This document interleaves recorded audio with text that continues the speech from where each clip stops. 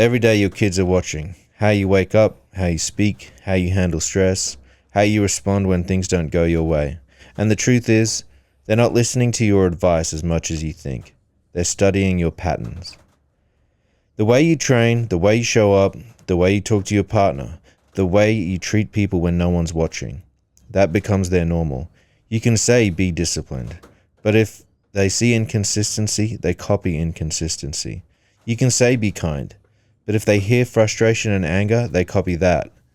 You can say have faith, but if they don't see it lived out daily, they won't build it. Parenting isn't information transfer, it's identity formation through observation. If your life was copied and pasted into theirs, would you be proud of what they become? You're not raising kids, you're raising mirrors. So today, we're breaking down how to build a life worth copying, because whether you realize it or not, they already are. Let's get to work. One Rep Max exists because men were not created to be passive, silent, or soft. We believe masculinity is disciplined, responsible, sacrificial. It's the willingness to carry the load when no one else wants to. Dig the trenches even though you're dead tired. Protect and provide for the ones that you love. We reject comfort as a goal and weakness as virtue. We believe men are called to lead their homes, master themselves, tell the truth and carry weight. This podcast is not for spectators, it's for men willing to train spiritually, physically, and morally until strength becomes instinct. When pressure hits, when you're down and out, when you can't do it anymore, who you are shows up. This is your One Rep Max.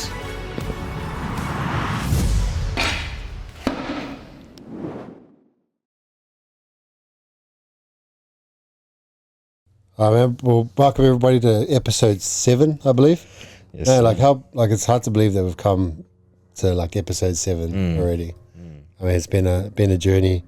We've had some amazing conversations. We've had Pastor Kim as a guest, talking about leadership. Yeah. We've managed to sharpen each other. I feel like, Yes. I definitely feel like I have a lot more understanding of certain topics, especially around scripture. Yeah.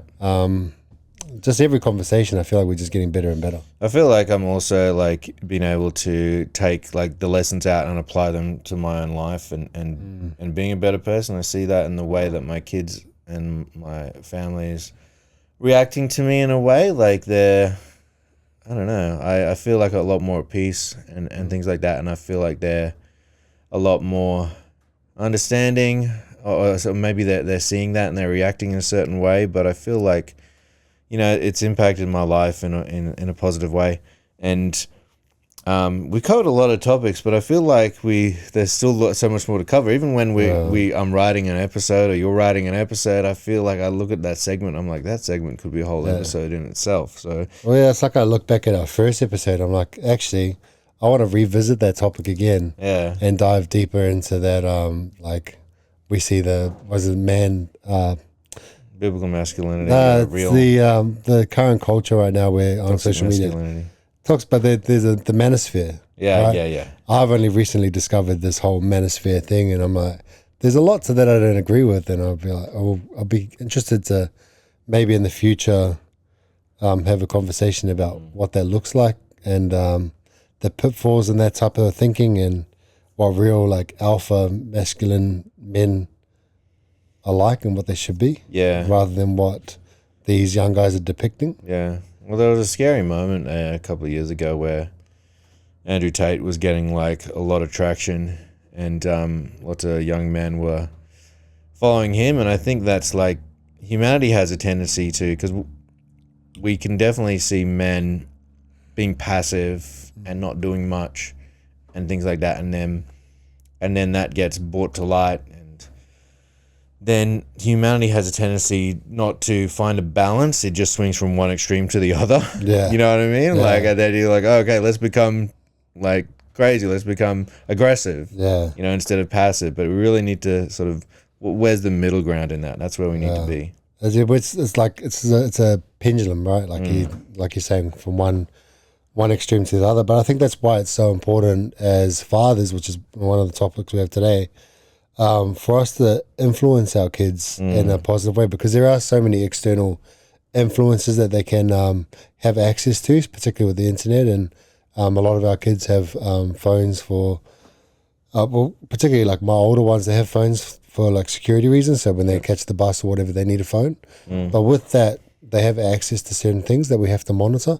So I think it's really, really important that the type of man you are, like you live by your values, you have good values, good morals, because you pass that on to your kids whether you know it or not.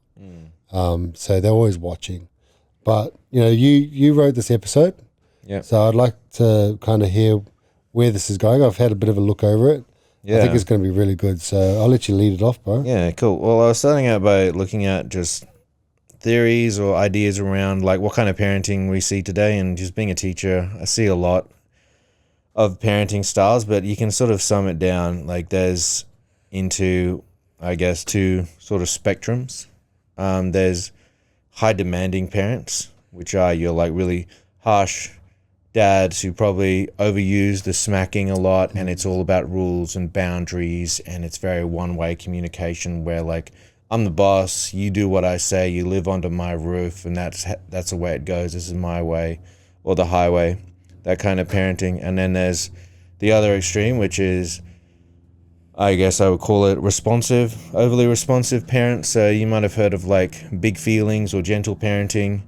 That type of thing where it's really the child who is in control, and the parent will go to extreme lengths to elevate their child's happiness and well-being to the extent that they don't allow them to make mistakes, or they don't allow their children to really own their mistakes. And it's all about, there's not really any boundaries. It's all about love and how the child's feeling and things like that.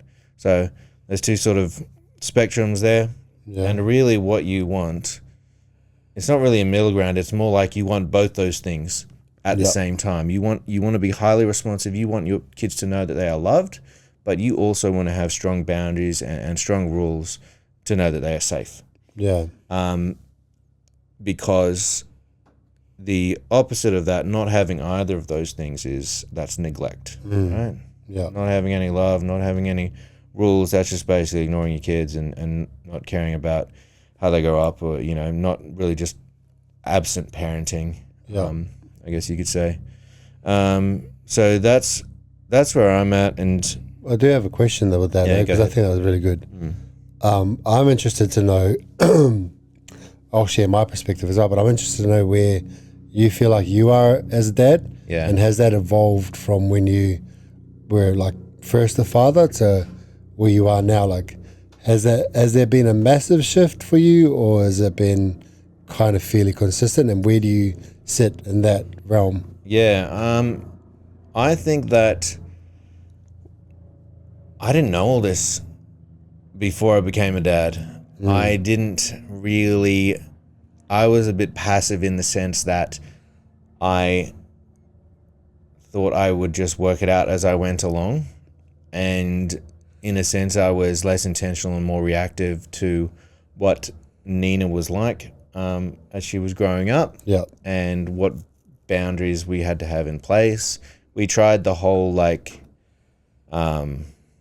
gentle parenting thing, me and Katie, in the sense that like when she was having a tantrum, we'd be like, I understand what you're feeling, and, you know, I understand, but we need to do this, trying to negotiate with, like, just try to, like, get her to understand, like, and she's 2 years old. She doesn't understand what she's feeling. She doesn't know anything. She just understands, she just knows that she's angry, and that's it.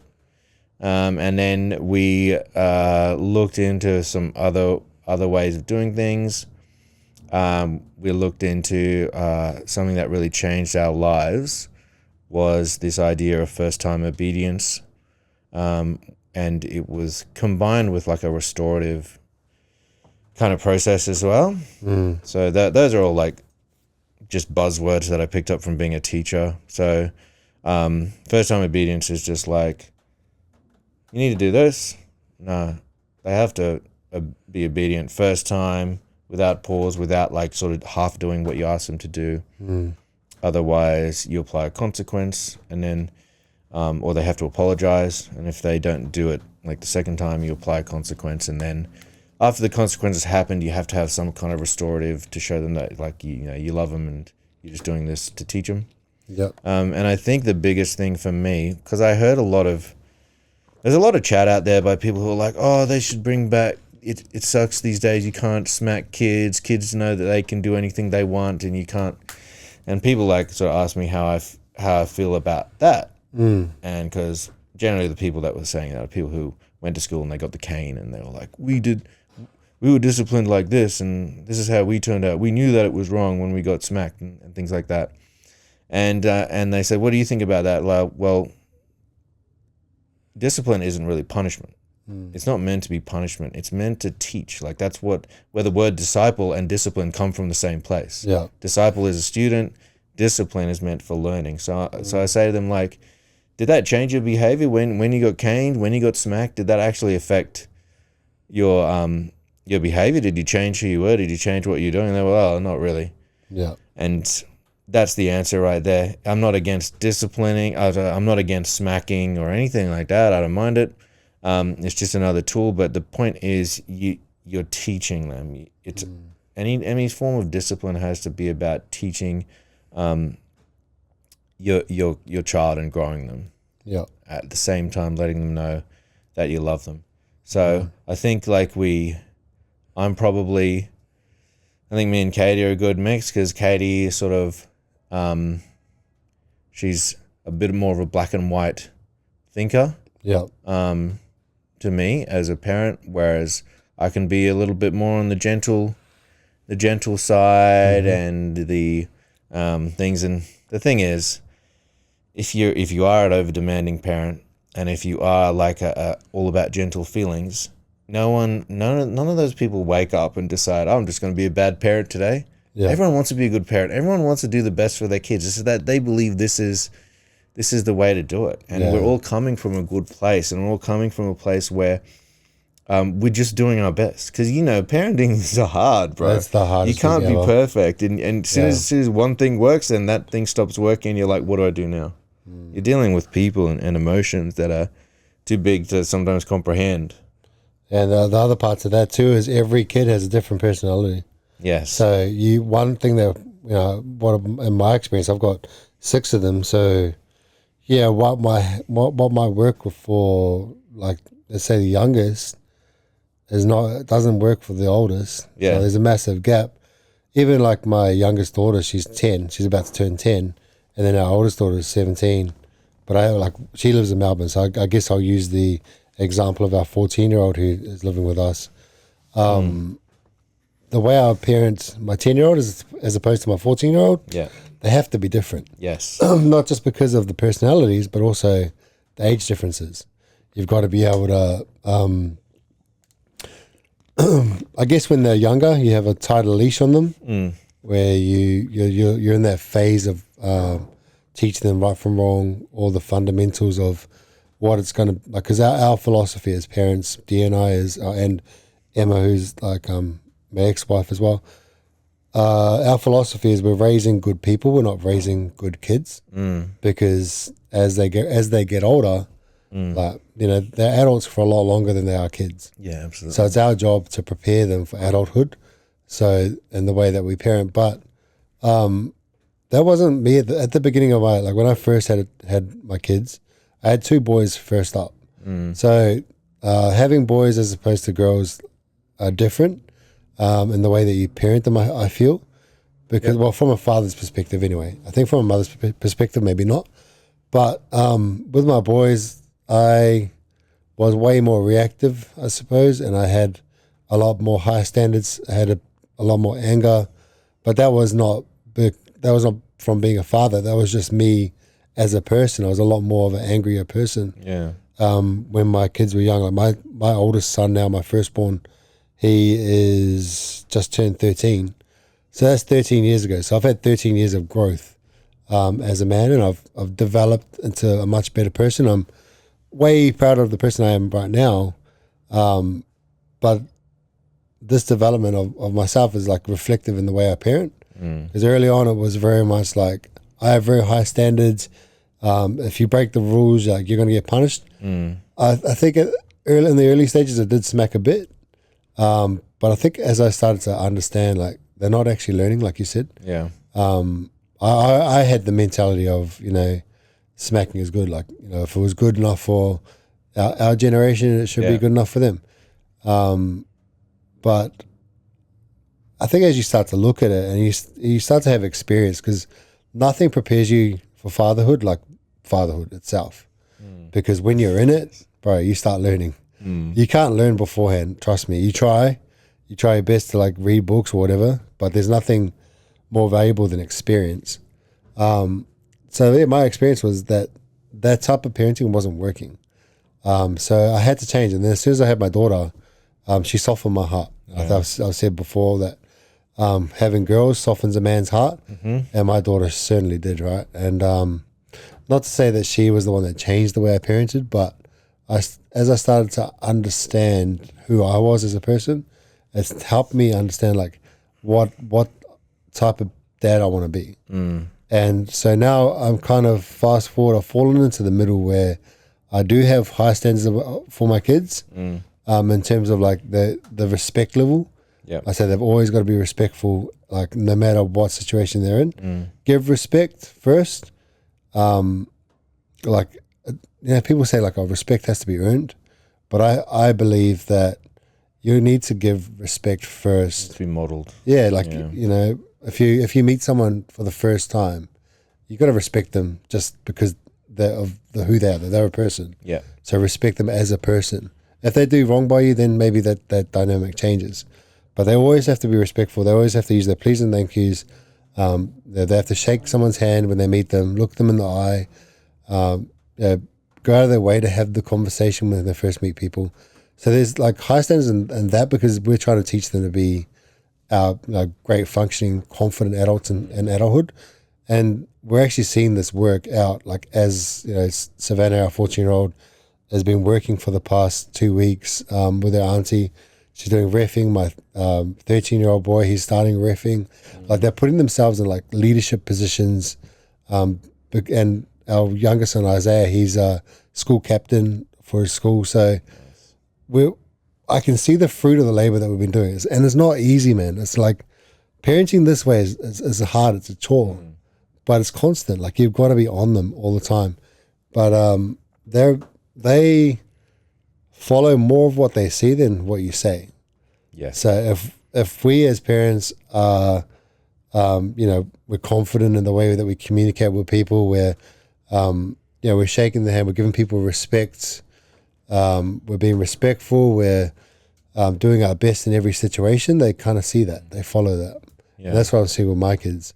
So not only is it a case of trying to teach them, but just showing them through your actions. Yeah. And I don't believe in real gentle parenting. I've seen people that have this mentality around like, I want to be friends with my kids. Yeah. I said, no, that's not, bro, you don't do that. They earn your friendship over time. When they're adults, yeah, that's when you have this amazing dynamic. But you've also got to earn their respect as well. And as they grow older, they start to understand all the things that you implemented, all the rules, all the boundaries. They were there for a reason. Yeah. And I think, eventually you do formulate that friendship. But if you start with that gentle style parenting off the bat, and all you want to do is talk about their feelings, not having boundaries, allowing them to be like your friend from the very beginning, I think there's a cause for trouble there as they get, especially into teenagehood. I mean, on the other side of that, like things might change and it might develop, and maybe you do experience the fact that the way you parented and you were friends with your kids, maybe that is a successful way, but it's just not what I believe. Yeah, I think that we see that a lot, even in teaching. Like some teachers want to be friends with the kids, especially in high school when the kids are like a bit older and things like that. But it's just so not the way to go. And I would say that don't be closed-minded to different ways of parenting and different ways to do things. That's what Katie and we were just open-minded. We tried this way. Okay, we've been trying that. It's not working. Okay, let's go find something else. Let's try something else. Yeah. Okay, that worked. Okay, now we're So we wouldn't like sort of label ourselves as any type of parent, but we do try to hit that like boundaries, rules, but also like they feel supported. And we want them to sort of slowly challenge them as they grow older. We don't want to like just swoop in and rescue them from every single situation. And that's kind of like the way we parent Nina, because Nina's a bit more soft-hearted and a bit more sort of shy and nervous about situations, I guess. And that's the way we sort of parent her, whereas she actually needs to know that she's loved. But also, if we just gentle parented her all the time without challenging her, she'd never grow into a person. And I've heard this analogy from, and this is where I got like most of this theory that I just spoke about high demand, high response parenting, from this lady called Judith Locke. She writes a book called The Bonsai Child.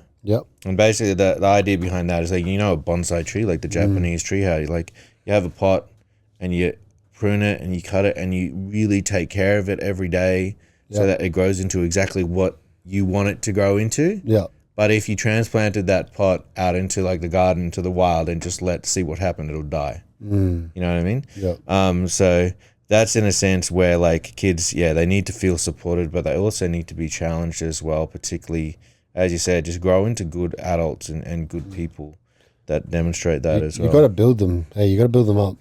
I'm a big believer in I can't remember where I learned this, but I learned this theory, like if you're out about it, you're talking to like your friends as adults, we're talking to our friends and your kids are around. It's important to like tell the person you're talking to like how good like your kid is becoming, rather than the opposite. Be like, oh, my kids are a drag, blah blah blah, like because they hear that stuff. But I feel if I'm with you and one of my boys is next to me, I'm like, you know, like Isaiah's doing great. He's a good kid. He's excelling or whatever, or Etienne's doing this and that. Talking them up to someone else, you know that they're listening. Subconsciously, eventually they start to believe like, oh, actually, like I am a good person. I do good things. Just because you're speaking life into them like indirectly. Because I don't know if you've found like sometimes when you try and build your kid up directly, they don't really receive it as well as they could, especially as they get older. I'm talking about. But as long as you start crediting them for the good things that they're doing, don't lie about it, but credit them for the good things that they do.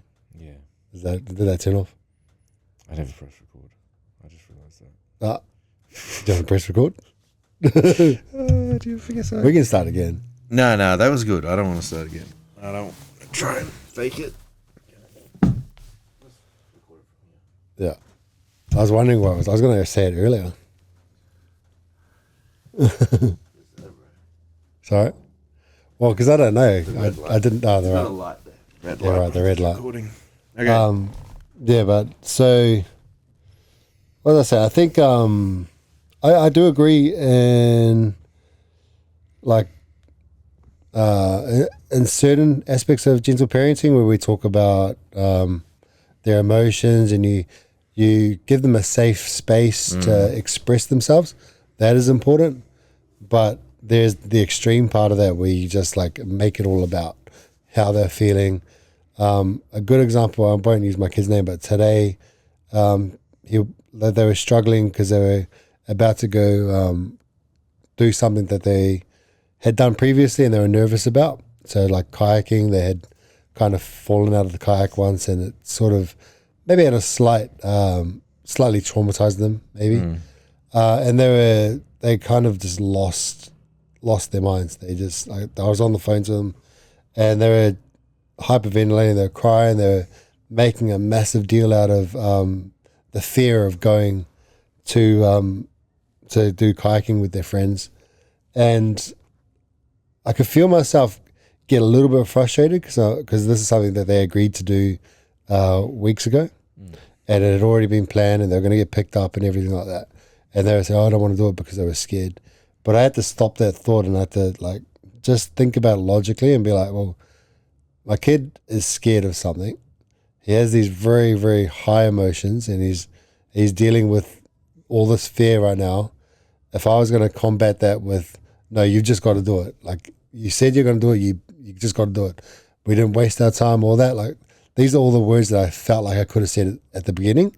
But I had to think and put myself in his situation and be like, you know what? Actually, if I was slightly traumatized by something like that previously, I'd probably be scared too. Yeah. But I also am aware that fear is just the emotion that you have, like when you're not 100% sure how something's going to turn out. There was that anxiety that I was feeling. So I just gave him space. I did a breathing exercise with him. Said, breathe in deep 10 times. Every exhale breath, you're letting go of the fear. And we did that. I let him explain himself, talk about how he was feeling, and just held space for him to feel the way he was feeling. And, I also said, God didn't give us a spirit of fear, but a spirit of courage and overcoming. Like, this is not what God intends for you. Like, you don't need to be fearful. Let's just work through this logically. That's good. And then on the other end of that, by the end of it, I said, what's one thing you can focus on right now? And he said, I could probably just go get changed. I was like, just focus on that. What's the next step? I can get in the car. Next step, I can go to my friends. I'm like, yeah, cool. Think about the very present moment and then work through your emotions that way. Yeah. What I like about that is that you met him where he was at with the feelings and being able to talk about it and being able to express his feelings and things like that. But then you didn't just go ahead and just do everything for him. Like, I'll get you clothes. I'll help you to the car. I'll do all this stuff for you. You actually sort of like challenge him and like, okay, what's the next step? What can you do now? And you probably did that just like as a technique to sort of get him moving and actually just like break this all down to little steps kind of thing. But there's like a concept there where it's like, okay, I love you, I understand you, but like now this is on you and you have to like actually do it for yourself as well. Yeah, absolutely. That's awesome. So I wanted to talk about control versus letting go, because I think the both sort of aspects of parenting are partly like one's like high controlling, one's letting go, and I think that as human beings we tend to like we want to control everything. Yep. And you see that with even with parents who are high gentle parenting or high about feelings and stuff like that, their kids can become very anxious because they tend to have a lot of control at home, or parents just want to sort of, I know that demanding parent and being like, this is my way or the highway, that's all about control. But then like the gentle parenting is also about control, because you don't want to like let your child experience anything bad. Like you want to swoop in and save them from every single mistake. And when they go to school or when they go out into the world and they're experiencing that, it's going to cause them anxiety. And the thing is, anxiety is, for me, has become a bit of a buzzword that I don't really like to throw it around. Yep. I've taught students who are anxious, like properly, like one like simple word or anything like that, they're like, uncontrollable crying. And then I've taught kids who say, I'm getting really anxious, and it's like what you're actually experiencing is just nervousness and it's normal kind of thing. So I don't like to throw around the word anxiety too much, because I think it is like a real thing, and we got to like respect that, rather than it's not just like nerves are not just anxiety, like normal nervousness. Like if we were nervous about doing this podcast, the first time it was like kind of like nerve wracking a little bit, and then releasing it, but that wasn't anxiety. No. Anxiety is the extreme version of that. Yes, absolutely. Debilitating. Yes. Yeah. So I want to talk about, control. So what's actually in our control as a parent? Firstly, we can control our environment that we put our kids into, that we develop as a home, the values and the standards we set, and the example that we set for our kids. We can't really sort of control their choices, their personality, their path as they get older and they want to choose a certain path. And I heard an interesting fact about, or interesting take on this. Lots of parents, you know how they say like the first child, like you're, as a parent, you got like Experiment. boundaries. Yeah, but you got like boundaries for them, and you're like hold them pretty close, and you're like, you're not gonna eat sugar, you're not gonna watch TV, you're gonna watch this. And by the like, you got 6 kids. Like by the 6th kid, they're probably just like running around like naked, like doing whatever, like to a certain extent. And then no, that sounds about right. And I heard an interesting theory on this because people are like, that's from very much from the parents' perspective. And like you said, like each kid is different. And there was something called the Darwinian niche hypothesis, I think it was called. But I heard this on another podcast, The Diary of a CEO. Yeah. And the guy was talking about when you have your first child, everything's open for them to decide who they want to be. Like they pick a certain niche, and it could be like a very standard kind of niche. So like, I'm going to be a good kid, all right? Or they might choose bad, but like I think and then you have your second child, and they look at the oldest child and like, okay, I can't be a good kid because that sort of space is already taken. So maybe I'm going to be a little bit naughty, or they're quiet. Maybe I'm going to be a bit louder. They're like, chill. Maybe I'm going to be a bit more energetic. So they've got, lots of choices of what niche to choose. And then as you go on and you have your third, your fourth, and your fifth kid, the niches get more like sort of alternative, like, oh, maybe I'm going to be a bit of a gothic, or like a punk, or like, a very alternative like niche. And this whole thing was around that. There's a study, I think, that lots of entrepreneurs and business starters, because entrepreneurship's about finding like, a niche market and things like that, that a lot of those people who become entrepreneurs are younger siblings in their families. I think it's quite a high percentage actually. And the theory behind that is that because they've had to already do that from a young child, is like find a specific niche that they fit into and work that out for themselves. And it's all about, and the reason that they find these niches is because, oh, that space by my older siblings is already taken, and my parents, give a certain amount of attention to that. I've got to find something else to maximize my parents' attention. Now I'm competing with, 3 or 4 other older siblings. And just understanding that has sort of changed, not the way I parent, but my mindset around my daughters' personalities, like the difference in their personalities, and knowing that they're just like vying for my attention. So trying to equalize the kind of attention I give them, and the different things that they want to do. Yeah. One of my kids is pretty chill, and she'll be happy for me to sit down and read a book and just relax. And then the other one is very high energy, and she wants to like play and dress up and run around a little bit more. So yeah, I don't know. Do you resonate with that at all? You got like 6 kids? Yeah, when I think about it, the firstborn. So just to put out there, like I had a previous marriage. I had 3 kids with Emma. Then I ended up with Dee. She had two girls, and then we have 1 together. So as a full package, we're 6. So there's similarities between my oldest boy and Dee's oldest girl. Yeah. Their personality traits are very, very similar. Where it kind of has to be predominantly about them, and what the attention that they get has to be all about them, very self-centered. And then the younger ones, so Dee's second child and my second boy have similar personalities, where they're more the go-getters. They beat to the sound of their own drum. They're the type of kids to just pave their own way. And then I have my younger daughter, who's like a mixture of both, but she's probably a bit more stubborn, and she knows what she wants, and she will like bend the rules to get it. So maybe she's going to be more the entrepreneurial type, where she sees the boundaries, but she's like, I I don't know if I agree with that. Let's change the goalpost.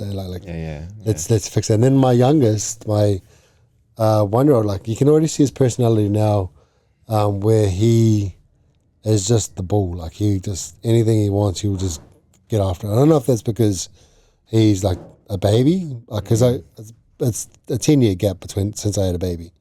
So like I'm rediscovering what it's like to be a new dad again, which is weird. And I certainly don't have as much energy as I used to, but this kid, like, it's funny you said, out in the yard naked. Like basically this is what this kid does. rips his clothes off, takes his nappy off, and he just runs out the front door. Anything he wants, like he'll just get after it. And you can't really change his mind, which is weird. Like you can't sort of distract him from what he wants, which is fun. So I think, like, I do see what you're meaning by every kid kind of finds their niche, because I can see it, I can picture it in all of my kids. But I think it's curious how these two girls match up with my two boys. Yeah, like their personalities are so similar. Yeah, it's like it sounds like even with yours, because I think your oldest is more the shy, reserved one, right? Yeah. And your youngest is the more outspoken, loud one. So second child syndrome. So even in that case, like there's similarities. Yeah. Like our two oldest, like my son and her daughter, they are both a bit more reserved. They, a little bit more shy. But then the seconds are just crazy. Yes. And then my daughter's a mixture. So yeah, I've actually never heard that concept before, but it makes absolute sense. Yeah, that's what I thought when I heard it. And lots of people say that, like their first one is a certain way and their second one is like complete opposite, and it's like and as parents you go, but we raise them exactly the same way. We do the same things for each of them and they turned out different, and it's like changing it to see it from their perspective, I think, is pretty powerful. Do you mind if I just chime in on the control versus letting go? Because I have a perspective about that. Yeah, let's go. I think there's a time for control, particularly when they're young. Yes. There's a time to like control a lot of, what they do, because you want to teach them right from wrong, but you also want to teach them the boundaries that they're able to potentially cross or not cross, because like there's a lot of dangers that in this world, especially as they're young. Like I think about my 1-year-old, like I don't want him just to go into, this happened this morning, go into our drawer and grab a knife out. Yeah. And just run around with a knife. Like that probably sounds like neglectful parenting. Trust me, I shut it down straight away. But like I had to control that. Yeah. I had to confine him into a space. So I had to really like take control over pretty much every part of his movement. And then I think the control as they get older gets less and less, because you want them to figure out their boundaries and what they're capable of themselves. Yeah. So I look at it as a leash, right? You keep letting the leash go. You're still holding on to them. Even with like our 14-year-old girl, like we see a lot of independence in her, and she's like getting into that point where she's probably not going to need us in the next 3 years. Like she'll need us, she'll need to come back to us, but for the most part, she's going to be thinking for herself. Like our only hope is that we instilled like good values. We had a good environment where we did the right things for her, but that's when the control starts to loosen dramatically. I think from like maybe, I'd say 11 onwards, you start to see like you're going to relinquish that control more and more. Still like have the boundaries in place, control the sort of the sphere that they're able to operate in, but don't control every action that they have within that space, within those boundaries. Yeah, it's like you loosen the reins a little bit as they get older, and obviously like you don't want them to be in danger and things like that, but you got to like allow them to make their own mistakes and learn from their mistakes, more importantly. Whereas the control side of things is like they make a mistake and they're punished for it, and not shown like that you learn from this. Yeah. And yeah, I 100% agree. There's like, like you sort of widen out the boundaries as they get older and they're able to handle more. And I think like as a Christian, like that's like your path is as you walk with God, like God, there's certain things you have to deal with straight away. Mm-hmm. And then once you get to know God more, you actually realize your knowledge of God goes on a trajectory like this, but then your self-awareness, well, your self-awareness doesn't go down, it gets more, but in the sense that when you came to God, you might have been struggling with, like, I don't know, alcoholism or drugs and things like that, and you think, I got to get rid of this, and you give your life to the Lord, and you get rid of those things, and then that's this much. Okay, God's covered this much, and then as you get to know God more and more, you actually realize that actually there's more. There's more I need to give over to God, and there's more I need to deal with, and your understanding of grace is growing. So more and more, like, you realize, get more and more understanding of how good actually God is, and more understanding of how sinful yourself is and your heart is, and you get an understanding everything in between there is grace. Yeah, I think my perspective on that is like you start to realize like how insignificant you are the more you get to know God. Like, yeah, I mean, he loves you, all that, but you also understand that, before you, I think from my experience, I probably thought quite highly of myself and what I was able to achieve. And I thought, it was all about self, it was all about me. More I got to know God, I'm like, actually, it's more about him. So then that gap widened, and then, like you said, you understand like your sinful heart, and that gap keeps widening. But for me, it was an understanding of like, it's not about me at all. Like my world isn't me. Although like it seems like if you're a self-centered person, like everything around you is because of you. That's your thought process. But as you get to have a relationship with God, you realize like, man, I would be nothing without him. So I get what you're saying, but that's how I see that type of journey for me has been. Like, would that be kind of like similar sort of thought process? Yeah, very much so, yeah. Like, I guess there's like a refining that sort of continues to take place as That's you grow as a word, Christian, yeah. Refining. And yeah, it's like, it is like less of me and more of you. Yeah. Less of me and more of you. So I get where you're coming from there. Yeah, I can see that. You should probably talk about the environment too, bro, because that's so important. Yeah. Well, you tell me. I think the example of say the difference in environments. Your girls grew up in church, right? So we came back to church, or I came back to church when my kids were, it was 5 years ago. So they were quite young, maybe like around T would have been like 9 or something. So I've got to see like two different sides of them, and them being in the environment of church, especially the older ones in youth, I've seen that environment like help them grow exponentially. Like confidence, just their reassurance in themselves, reassurance in themselves. That because it's God's will, it's not theirs. They understand that who they are as people, their identity. They have a really fixed like identity on who they are as people, and it's really helped them grow immensely. Because I've seen like even our daughter, our 14-year-old, she gave herself to God on Sunday, which was amazing, and like that's a decision she made on her own, and because of the influence in the environment. And you see the difference between like our kids and kids outside of our environment, like the people we choose to surround ourselves with, the church environment, and there is a vast difference.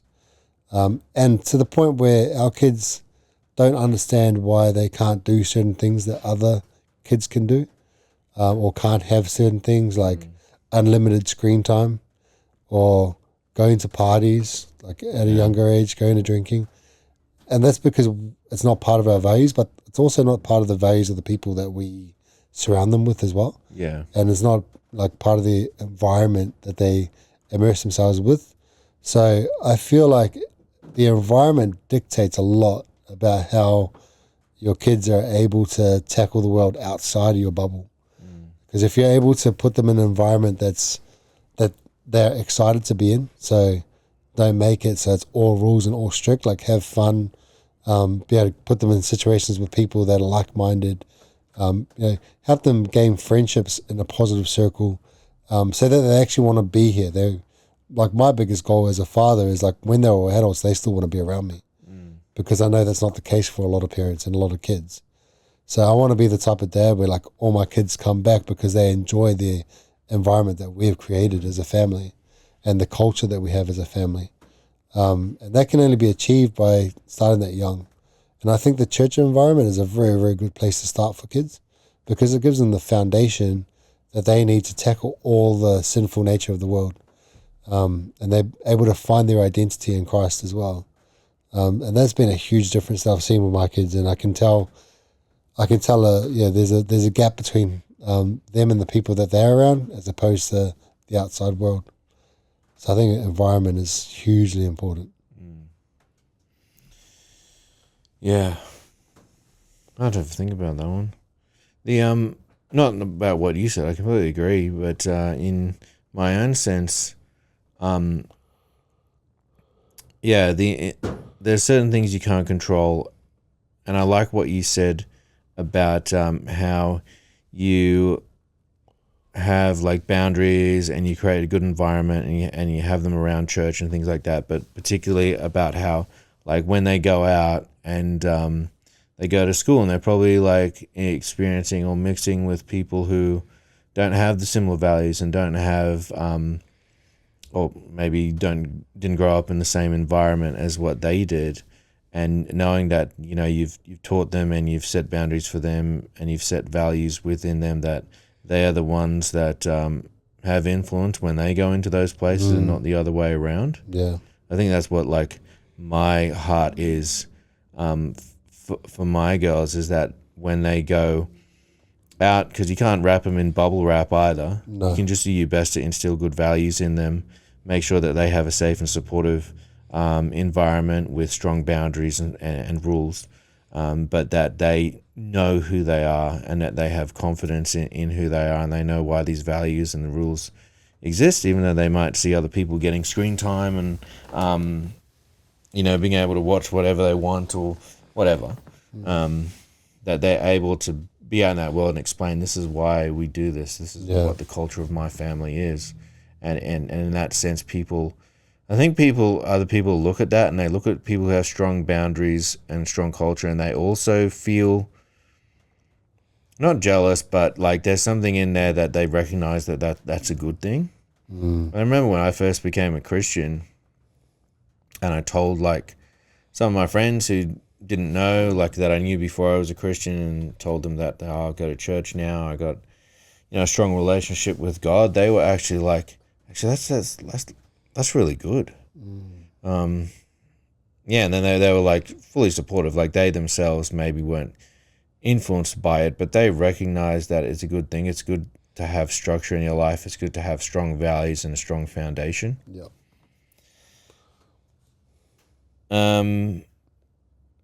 Anything else you want to talk about from there? I think we covered, like, standards and the example that you show, and you don't want to be over controlling, but you want to allow space for your kids to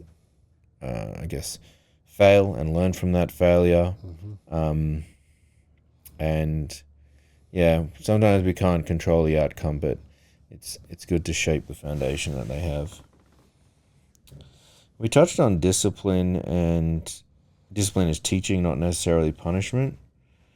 Do you want to delve further into that? Yeah, I think I want to ask you a question. So we're talking about disciplining your child, right? Or is it discipline as a whole? So is that when, like, your child does something wrong, the way you discipline them? Yeah. Okay. So my question is, right, like, what does the act of disciplining your child look like to you? Like, what do you do when you see one of your kids mess up?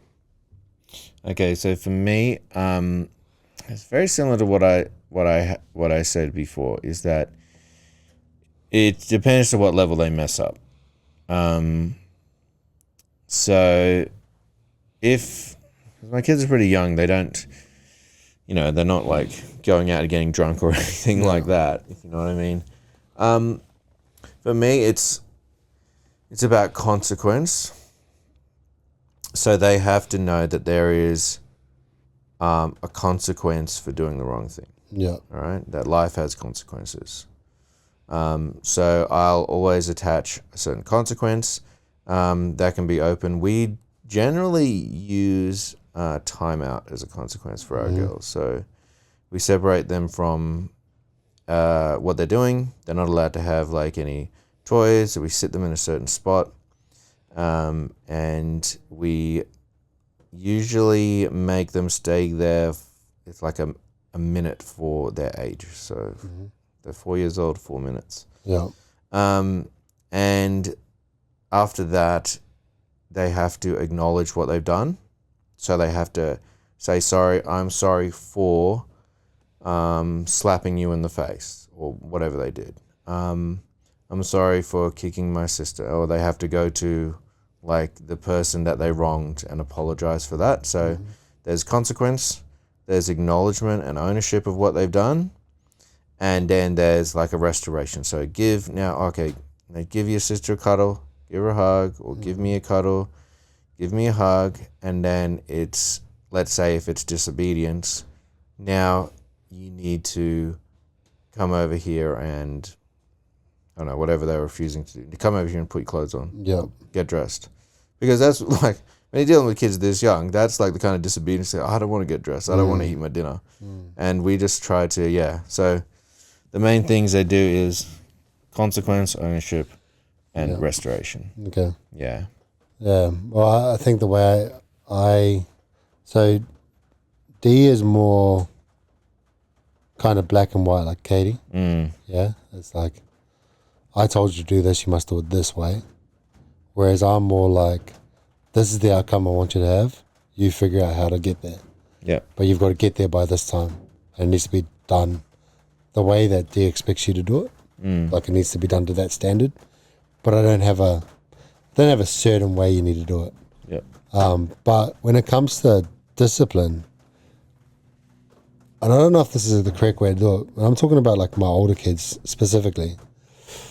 I kind of like, if it's something that they've done wrong that has a consequence on them without me giving them a punishment, then I'm just like, well, okay, so you've done this act, right? Is this the type of person you want to be? I have this conversation with them. I was like, is this the type of person I raised you to be? Is this the type of person you want to be as you grow older? Because if it's not, then you really need to think about changing your actions. As I say, every action has a consequence, and it's not always going to be up to me to punish you. I mean, if, like, say one of the boys punched one of their brothers in the face, I'm kind of like, well, now he has the right to do it back to you because, like, I'm not going to punish you for it. He can punish you for it because you guys are old enough to deal with that. So I'm trying to give them tools to understand that the action has consequences, and like the consequence isn't always going to be delved out by me. It could be the police one day, It could be a boss. So I try and get them to understand, like, is this the type of person you want to operate as? Is this who you are?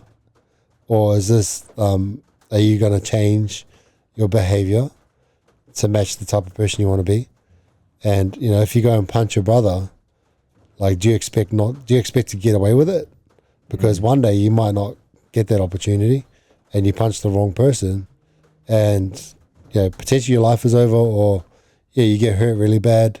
So you need to learn, like, real world consequences. So I think I'm more like that, and I might come across like lazy parenting, maybe, because I know some people probably be like, and I know D is more of the I'm going to punish you. You've got this chore to do. You've got that chore to do. I do that sometimes, but for the most part, I want them to learn from their actions through the consequence of their actions. So that might be a bit of a weird way to think about things, but like I said, I'm trying to prepare them to be adults, and I'm not going to hold their hand throughout adulthood.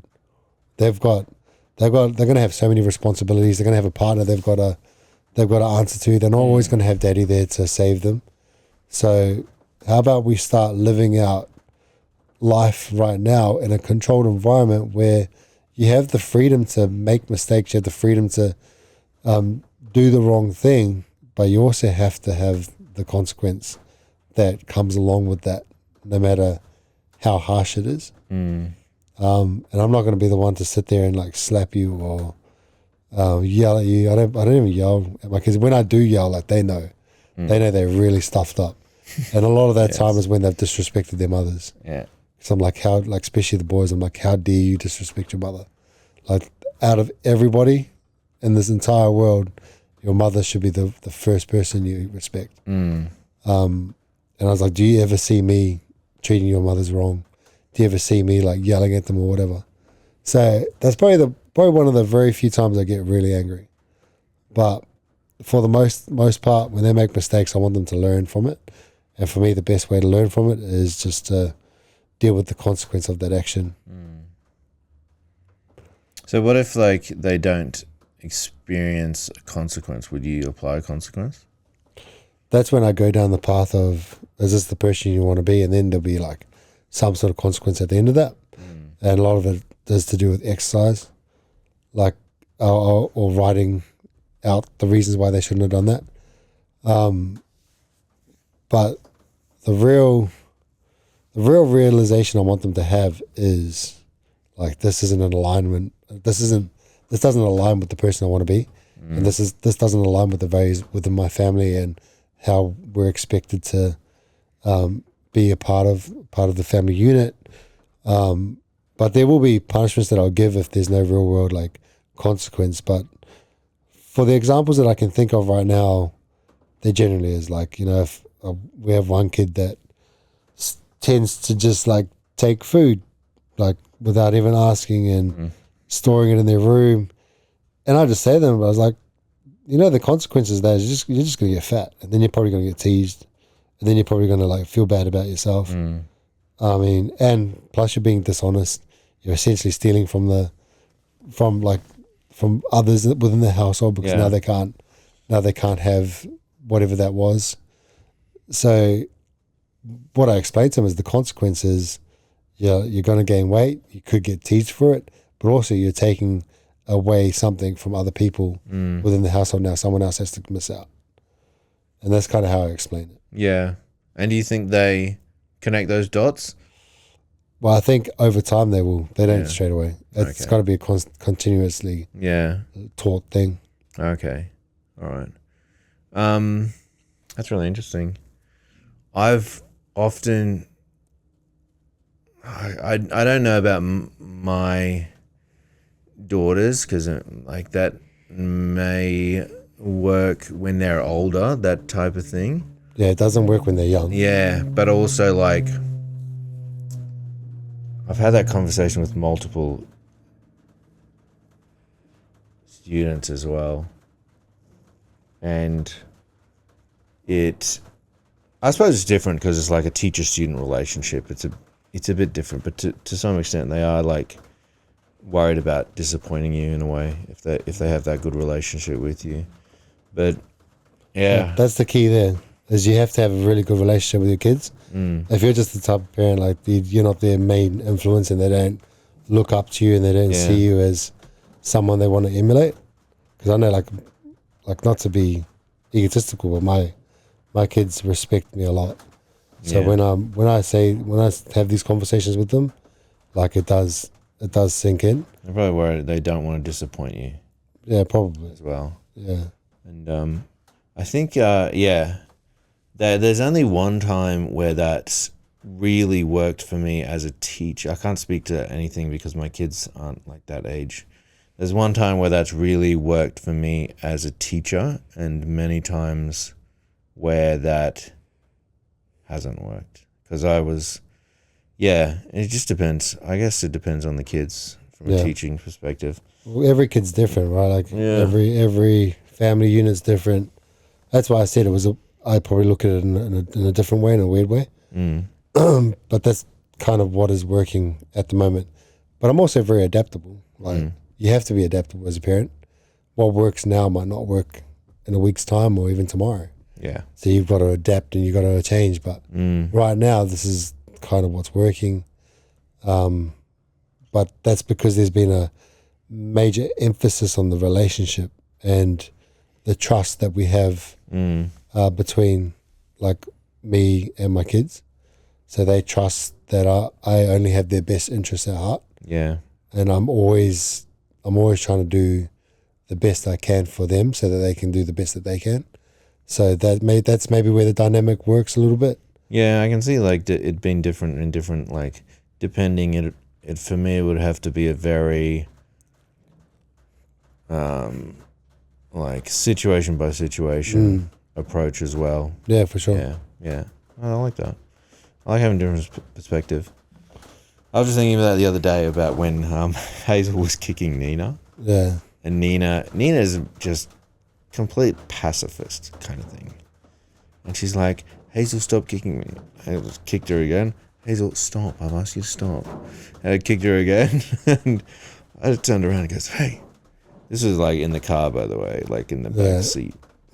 It's like, hey, Hazel, if you're kicking her, does that mean I can kick you? And she goes, no. And I'm like, yeah, so don't do stuff to other people that you don't want done to yourself. Yeah. I told that story to some other parents and they weren't impressed that I'd said that to them. I don't think there's anything wrong with that. No, I didn't think there was anything wrong. They were like, oh, so bullying a bully's okay. I'm like, it's not We bullying. chuck gloves on our boys. You do? We're like, scrap it out. Yeah, nice. Because, I mean, you know, because a lot of the time it's like one kid's reacting to the other kid, right? So it's not, no one's innocent in the situation. So I'm like, well, if you guys want to punch each other, grab the gloves. Let's set a time on, like 2 minutes, have it out. Yeah. If you guys haven't released all your frustration in the first 2 minutes, we're gonna go a second round until you guys learn. That's what I mean by, like, for us, it's like real world consequences. Like, if you're brave enough to hit someone, then all right, let's get in there, let's do it. You know, you guys want to act like this. You guys want to act tough. Well, let's see how tough you are. How do they get to the point where they are, like, do you ever, like, address, like, why, like, who threw the first punch and why did you do that kind of thing? Yeah. Or so do you just say, okay, punch each other? No, yeah, we do. We talk about it. For the most part, it's so for the most part, there's one antagonist, so one person that's just at our kid, like mainly Isaiah. So Isaiah's the one that gets a lot of the crap. So they use their words because they know that Isaiah will just explode. That's the type of person he is. So they'll just keep picking at him, keep teasing him, and then he'll like react. And then I'm like, all right, A, you shouldn't have reacted because, you know, using your fist against someone's words that's not right. But I was like, also, you shouldn't be pushing him to the point where he punches you. And then you punch him back because all of a sudden you're upset, but you forgot about this entire time where you've just teased the crap out of him and called him all these names. But as soon as he punches you, you're upset, so you punch him back. I said, like, you're both in the wrong. You both shouldn't have done it. Yeah.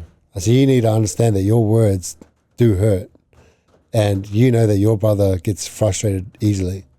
So he's going to react. So it's almost like you're looking for the reaction. So if you want the reaction and you're upset about it, then what's the answer? You guys can just release your energy. Yeah. I mean, they both do Muay Thai anyway, so it's like, I don't see anything wrong with it. Parents out there probably do, but sometimes I'm like, and particularly in a school and stuff like that, I just like someone's like egging another kid on and you can see the kid getting frustrated, and yeah, obviously as a teacher you have to step in and just like dismantle the whole situation, calm everyone down and stuff like that. But sometimes I'm just like, just punch Just punch him, bro. Like, just teach him a lesson. But like, yeah, obviously, like, you have to be professional. But there's situations where I've had to get obviously apply a consequence because you punched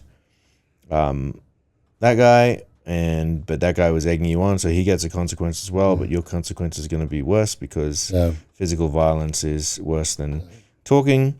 I want to say though, like once it's all done and they've got release their energy, we actually sit down and have the conversation and be like, all right, so what happens if this happened in the real world and you punch someone? He wouldn't be in trouble. I said, the only reason why you're allowed to do this is because you're in a household, it's a controlled environment. We shouldn't be doing this. Like, don't ever think that violence is the answer. But I said also, like, you were teasing your brother, you got upset, so you punched him back. You also were violent in the end, but you started it. So neither of these are win-win situations. As I'm trying to raise you guys to be men in society, and men don't use their fists. Like, real men don't use their fists to solve problems. That's right. Real men think things through. I understand that you guys are young. You have a lot of built-up energy, because that's a lot of the problem. It's just like it's built-up energy and testosterone, and they're trying to figure it out. And even if you look at the animal kingdom, right? Like, out in nature, you see, big like bulls and stuff like fighting over cows and whatnot, because they're so full of testosterone, and that's just their way of like figuring out the dominant person. And even like puppies when they're younger, they're constantly like fighting and tumbling and trying to just dominate each other. I see like humans aren't much different. So, there's a dynamic when you've got two strong boys in the household, because predominantly it is the boys. They're also trying to figure out that dynamic. Who's the more stronger one? Who's the alpha in that little? But they have to understand that, like, I'm the top dog in the house, basically. Yes. And my rules are set, and outside of my house, there are consequences when you do these type of things.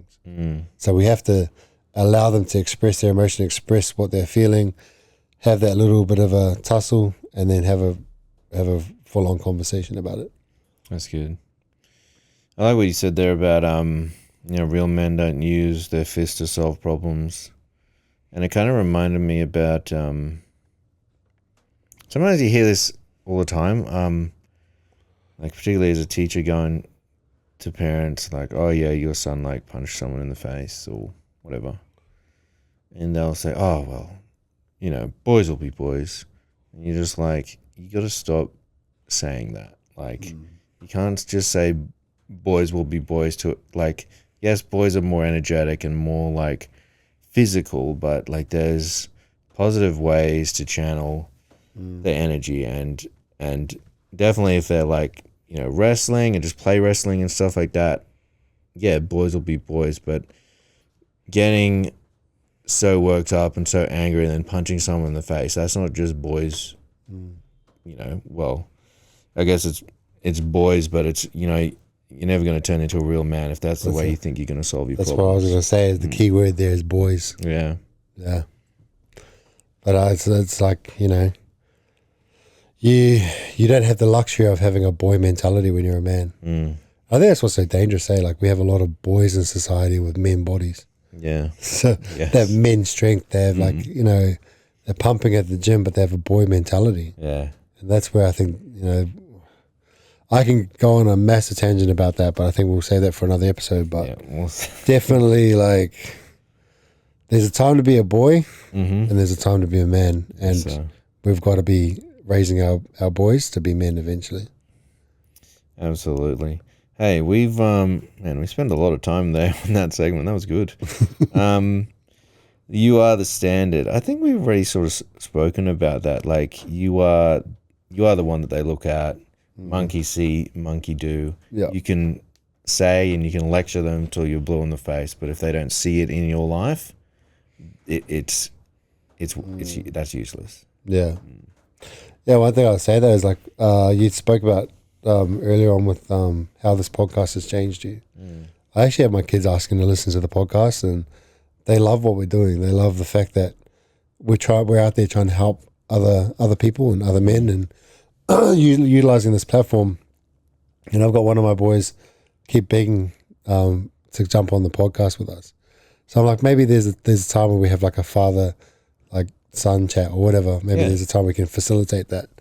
But it's cool that they also see that there's value in it to be able to maybe impart some wisdom on other people and just talk about real issues. So yeah, we talk about monkey see, monkey do. Like this podcast is not only changing us, but I can see it changing my family. You said it's changing yours as well. Yeah, I think so. I've definitely noticed a difference. Yeah, that's awesome. I think this is an important thing that is important for parents. You cannot outsource your kids' learning. I mean, to a certain extent, like they go to school to learn, but they should already have they should have a level of respect and a level of kindness and a level of boundaries and rule following before they even get there. You can't outsource that to not even to church to a certain extent. No. You know what I mean? It's your job. You got to do your job as a parent, and you've got to teach your kid. And it comes down to all the things that we said before. You're not their friend. You're their parents. All right. You're not. You're the one that's laying down the rules, teaching them examples. You can't ring up the teacher and go, "Oh, I can't." I've heard it so many times. I can't get my kid to do their homework. I'm like, well, what do you expect? What do you expect me to do? Do you want me to come and cook them dinner and I don't know. What do you feel about that? Because I just obviously you've been a parent for much longer than I have, and it's just I feel I see that more and more nowadays that parents actually come up to you and say, "Oh, you'll have to be the disciplinarian because my kid is my friend," and it's just it annoys me. There's some nuances with that though, because I mean, if you've got a single mother that doesn't have a strong male influence for their son, I mean, not to say that you've got to be the one to do the disciplining and whatnot, but certainly you have a role, particularly if you're a teacher or a coach or someone in church that's part of youth ministry or something. You have a role as a man to sort of slightly fill that gap in the time that you have with the child. So they'll be looking to you because they don't have that male role model within their lives already, particularly if they've got no father or no solid male role model in their household. So there might be a degree of influence there, but I got, in my experience, especially with coaching with rugby league, I get a lot of kids that they aren't bad. They just maybe lack respect, and I guess some parents expect us to not only coach them and teach them rugby league, but also to punish them. And I mean, I give this freely as I want to instill good values into them, so I teach that as well. But I had this conversation with a lot of our parents at the beginning of this year at our trial, as I said, I'm not here to teach your kids how to be respectful. It's respect is easily given. And if I'm wasting most of my time trying to make sure that your kids are respectful for us by when we're talking, you're listening because we're trying to teach you something. You're not distracting other people in the team. You're not calling other people names or whatever. We shouldn't have to teach that because that's wasting our time, and it's not giving us the ability to be able to fairly teach the rest of the kids. So I get frustrated by that a lot, and I do see it. And I don't know if this happens more so now than our generation, but I do see that there is a lot higher demand on certain people, especially in voluntary roles, to be more than just a coach or more than just a youth leader or whatnot. And I do think it's not fair, but we have to have strong men in society to be able to model that. And if that's what this is about, is trying to create strong men. So I am frustrated by it as well. Yeah. But there's certain aspects where I feel like it can't be helped. Yeah, I get that. And you probably in that role, you probably accept that role because you are that type of person. Yeah, exactly. Who would like want to have a positive influence on those young people and things like that. But what I'm really sort of getting at is passive parenting. Oh, trying to fix passive parenting. Yeah, like if you can put your kids, I was like, oh, I'll send my kid to Les because I know Les will be a good influence. I'll send my kid to play rugby with Les because I know Les is a great coach and he's a really good influence and he teaches respect and things like that. But then not doing that myself at home and backing that up as well, rather than just thinking this is going to fix them, sending them to Les or sending them to this school, right, is going to change them. You got to be doing the work as a parent as well, and then putting them into great environment, and rugby and great environments and school is like a really important thing. I'm not downplaying that, and church as well, surrounding them with good influence. But then I just feel like a lot of parents are just very passive, and they think that's what parenting is these days. So I guess I misunderstood that. I understand what you're saying. I think you should be using these external forces as tools to give to your kids as part of their toolkit as they grow older. Yeah. One example is like with Isaiah, we put him in a lot of sport because he's high energy. Yeah. But we don't expect that sport to change him. Like the values we instill in him at home is what's going to keep him like God willing a good person as he gets older. But we're utilizing Muay Thai, rugby league, youth groups as a tool to help him. And also I think it's good to have other influences outside of me that have good values and are willing to teach him. But it should always just be a tool. It shouldn't be the thing that saves your kid. Yeah. There's only if you use that, it's only a band-aid, really, to a larger issue. That's exactly right. The issue is probably foundational more so than anything. Yeah. I agree with that. Highly agree.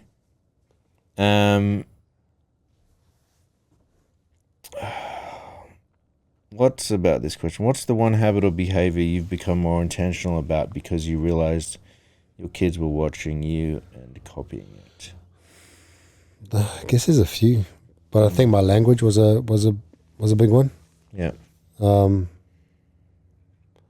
I think when I'm frustrated, I still might swear, but I don't try to. Yeah. It's not the type of person I want to be anyway. But I definitely try and watch how I speak. I also don't speak to them negatively. Like I don't say, except for this one time recently, which I'm not proud of. But for the most part, I don't say like, you're this or that. I say like, the behavior that you show me might be like idiotic behavior. Like it's something that you shouldn't be doing, but it's not you as a person. So I'm kind of just changing the way I speak to them. But there's one example that I didn't. My two boys were pushing each other and they had my son in their arms. One of them had my youngest son in their arms, so the 1-year-old carrying my baby, and they were pushing each other. And I just got really angry. I was like, you guys idiots, like you shouldn't be doing this. Like, you don't understand. Like it's not just about what you could do to each other, but now you've got like your youngest brother in your hands who is defenseless. Yeah. And because you guys have an issue, like you guys are just being idiots. And like that's all I said. That was probably one of the times that I was really angry recently. But for the most part, I'm really working on changing my language, but also the way I talk about myself is huge. Especially if I talk about myself out loud. I don't want them to see me talk about myself negatively, because then that's just something that they will think is acceptable to talk about themselves negatively. Yeah. And I think one other thing would be the way I treat, not that I've had to change this, but I'm always conscious of the way that I treat their mothers. For all of my kids, I model that in a way that my boys see what it's like to treat a woman, and my girls see how a man should be treating his partner and the other women around them. So that's very intentional. It's not something that I've had to change. I've always been like that. But for the sake of my kids, I do it every day. Like out consciously. Make sure they see it. Yeah, that's so important. What about you? That's really good, bro. Just want to sort of touch on what you said before I go into myself about the language. I like, calling a kid an idiot and then saying that was a stupid thing to do is like a bit different. So, well, they are two different things. One's like labeling the behavior and one's labeling the kid. So I think that's really cool that you've identified that. And the way you treat your wife, your partner as well, their mother as well is really important. I was laughing at that because I was thinking about my wife, and we joke. Well, we probably joke around too much, and we just mock each other and stuff. But that's good though. Yeah. As long as it's done in a jovial way. Yeah, it is. It always is. Dee and I do that too. Like, Dee, she's a jokester. Yeah. Always mucking around. So like, we have that all the time, and I think that's healthy. Yeah. But it never crosses the line to disrespect. Yes, absolutely. For me, I think like there's just Christian habits that I wanted to really instill in them. I think we like do a pretty good job of certain things, but I don't think until recently they've actually visibly seen me be intentional about reading the Bible and stuff like that. Whereas now it's like they're around me and I say, it's time for me to read my Bible, like at the same time every day. Usually they're around me, or if they come over and they sometimes want me to read it out loud to them, even though they don't understand a lot of the words. Putting my phone away. So I always say, when they say, "Hey, Daddy, can you play with me?" And I'm like, "Sure, let me just put my silly phone away." I just say it like that to make them laugh. Yeah. And that's one habit I've been really intentional about, not just like putting my phone away then going to play with them. I actually say, "Yeah, sure, I'm just going to put my phone over here so it doesn't distract us."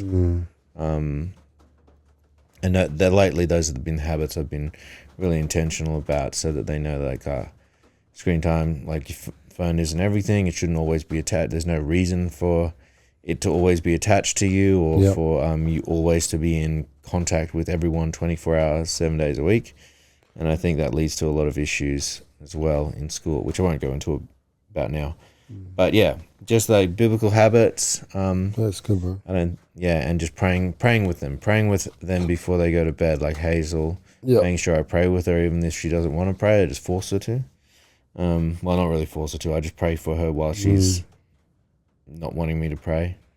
Yeah, I don't really think about like being conscious of that, because it's just something I do. And I guess it has rubbed off on them, obviously, with what I've seen. But it's good. It's good that you're consciously doing that, and you're making sure that, I probably should be more like, we pray around the dinner table, and we try I think sometimes we talk about like maybe what's a win, what's a struggle, or whatever you've gone through. But I like the fact that you're praying with Hazel, and even though she doesn't like it, you're still doing it. Yeah. Because eventually it'll just become habit for her. Yeah. And then she'll understand in the long run, like that it is like an integral part to her spiritual journey.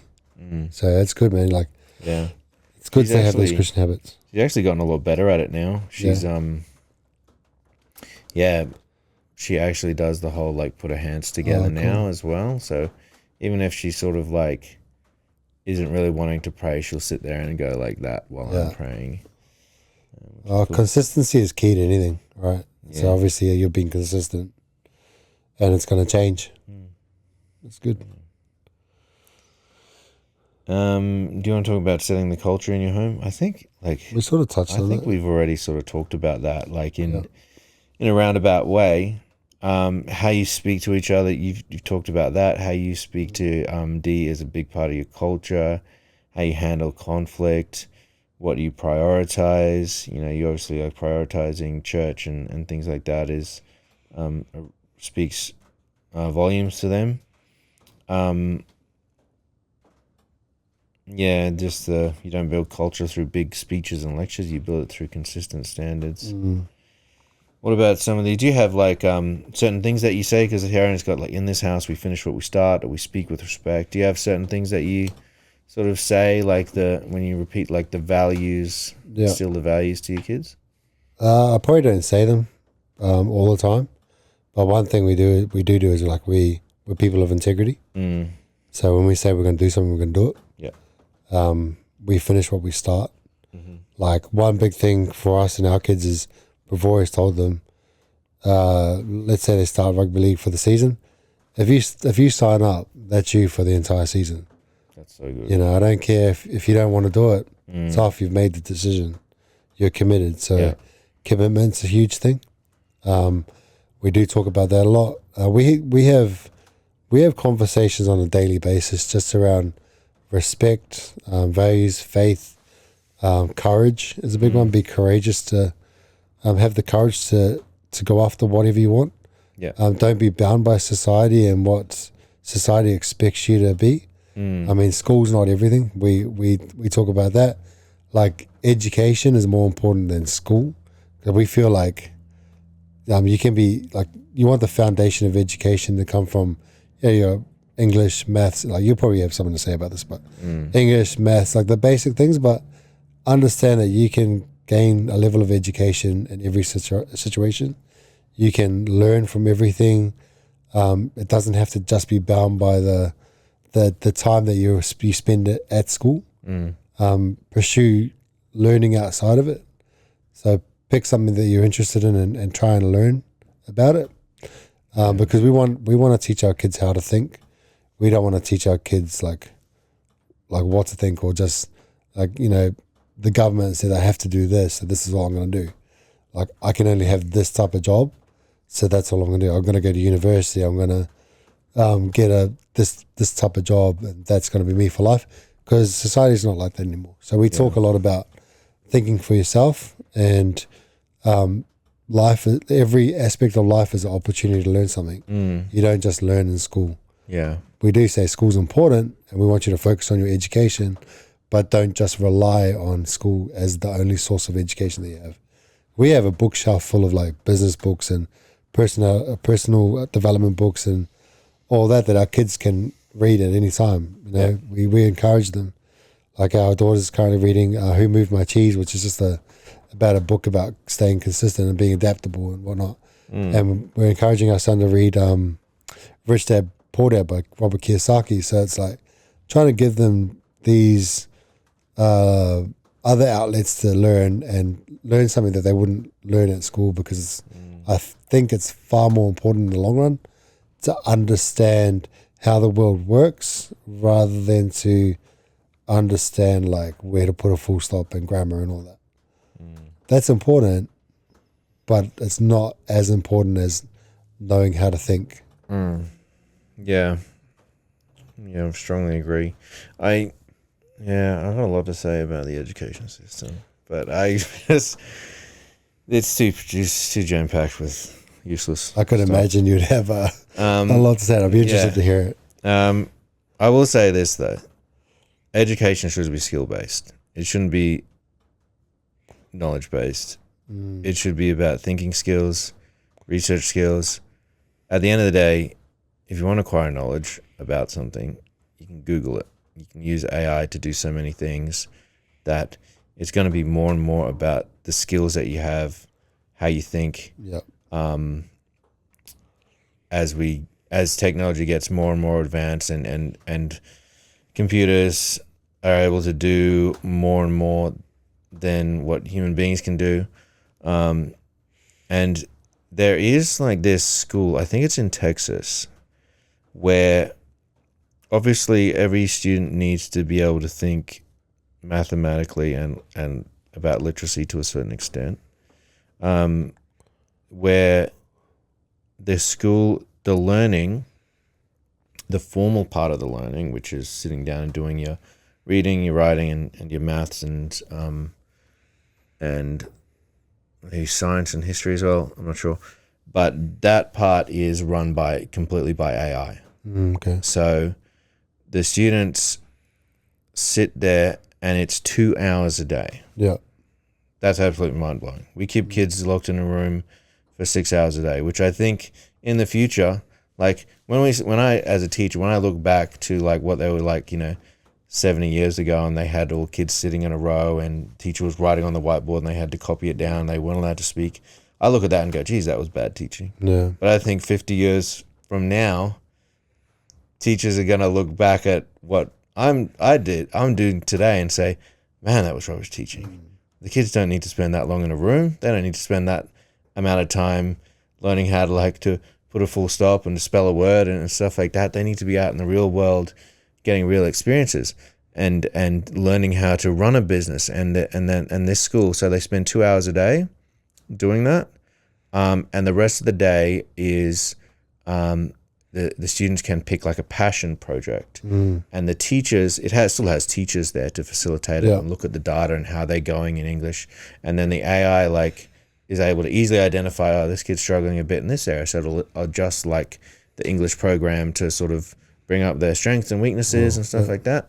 And then the teachers are there sort of to facilitate these passion projects, and there's a group of teenagers who are running an Airbnb. Wow. And all that involves. And there's a group of teenagers who are like running like this other business and are making robots to like solve different problems in different businesses and stuff like that. And that, I think, is where education sort of really needs to get to. Obviously that school's like $30,000 a term or something like that to send your kid there, which is crazy. But I think with like the advancement in technology that we have, we need to sort of utilize that to turn kids towards like, this is how you actually operate in the real world, rather than, hey, let's sit in like a classroom for 6 hours a day for 12 years straight and then send you out into the real world. Like, you know what I mean? Can I ask you a question though? Like, you're obviously a teacher, your wife's a teacher. Knowing what you know, are you still in favor of your girls being educated in this current education system? It's okay if you don't want to answer it, I understand, but yeah, I think yes, because it's all we got. Like, you know what I mean? Yeah, the reason why I ask is because I consider homeschooling my youngest daughter because she thinks differently. Homeschooling's great. I think homeschooling is like the only way you'd achieve that like level of like passion projects and stuff like that is probably if you homeschooled in this climate. But I really value education, to be honest, as well. And I probably wouldn't be here if it wasn't like for education doing what it did for my dad, because he was like the first person in his village to graduate from primary school, go into high school, topped, levels in like lots of his subjects. Then he got, the education system in the Solomon Islands is basically like, here's the top group of students in the country. Okay, now the government has some money. We're going to send them off to university in Fiji, and that's how it goes. It's not like here where it's like, oh, my path is that I'm going to graduate from school and then I'm going to go to university, and the government's going to, hex it, and everyone can go to university. In the past, university's been even free in the past because they want to sort of funnel kids into that. And so from that perspective, I really sort of value education, and I know that it is something like the system to change will take years and years and years. I don't think it's perfect at the moment, but I think it's all we got. And I still think it does a good job. I value education as well. Like I value it a lot. I mean, I was dyslexic. I was in the special ed classes. I didn't learn the way that they were teaching. You talk about 70 years ago, we were copying people off the whiteboard. I was doing that when I was in primary, and I'm not 70. So it was still happening like that. Yeah, it was still happening like that industrial. I should have said 50. Maybe, yeah. But I'm just joking, bro. That industrial style learning where we're trying to get people to fit in a box doesn't work anymore. Yeah. We don't have like lifelong factory jobs. And I never fit in that style of education. And I was always made to feel dumb. And that's affected how I am now, even still, where I have some insecurity around my level of education. Because I've been to university and I've done all that. But even through all that and getting my degree, I still have this thing where like I was labeled as like a dumb kid who had dyslexia. Yeah. And so it's been a challenge to overcome that. But then as I get older, I realize it's just because I learn differently. Like from educating myself outside of school and being intentional about my education every day through reading and listening to certain podcasts, that I choose the type of things that I want to be educated for, and through real world experience. I don't want to see someone else in my situation. And I'm sure the education system has changed, but my biggest fear was like Forrest Gump, when he goes to see his Jenny, and Jenny's had a son, and Forrest Gump's like, is he like me? Like, meaning, is he dumb? I had that same feeling about my kids. Like, I didn't want them to go through that struggle because I knew how hard it was because of the label that you get. So I'm far more passionate about education now than I used to be, but that's only because I understand that you can educate yourself in, like, not just in school, and that's why I encourage my kids to continuously be learning outside of school. But I'm sure, like, I have nothing to do with the education system as it stands, but I just know how it had negatively affected me. Yeah, that's really interesting. I can definitely sympathize with that. Labels do travel around. I think like lots of parents are scared of their kids getting labeled as well. But also there's a lot of pressure on the education system now too, because every student wants to be. There's a lot of individuality. Yeah. And like yourself, dyslexic and whatever else you had going on. But we only have enough teachers and enough like classrooms to teach to, like, teach this whole group of kids, and there's not enough resources and there's not enough time to be like, to pretend that they're all individuals, you know what I mean? Yeah. Well, not pretend. They are all individuals, but I've got to put them all together and be like, bam, and you get a D and you get a C and you get an A, and in a sense, those things are labels as well. And I personally think we should do away with A's, B's, C's, and D's too. Like, just that comparative, or at least instill in students that isn't the biggest deal. Yeah. Like, what it says on your report card is not that big of a deal. You should be looking at, like, we don't necessarily really have a report card, but we still like communicate the marks for every assessment and every assignment and stuff like that. But in a sense, the most important, lots of like teachers I know, when they have kids, they say they just completely ignore the academic marks and look at the effort mark and the behavior mark and the skill. We used to have like effort, behavior, and skills marks. Like, this is your mark for thinking skills and this is your mark for research skills. And they say they look at that and they try to instill that in their kids. Like, your effort level is more important than your actual grade. Yeah. Yeah. Yeah. We're big on that too. So we do the same thing. Whenever we see like the report card or whatever, we judge them on their effort. Because we're always like, man, like you could have put more effort in here.